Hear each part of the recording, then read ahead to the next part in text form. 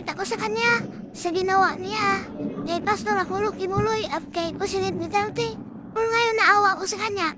Dahil after nung ginawa niya lahat-lahat, binigyan siya ng posisyon. Tapos hindi ba karoon siya? Galit ako na naawa ako sa kanya. Pero sa I've been there.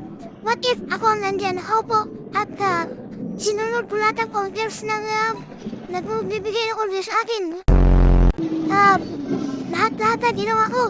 And yung bordering to illegal acts. Unconstitutional act. Questionable act. Ginawa ko na lahat-lahat. At tapos, ngayon tanggalin lang niyo ako ng... A few moments later. Alam mo ba, mahal mo na. Wala tayong magagawa, mahal mo na. Ba't adan, ba't adan.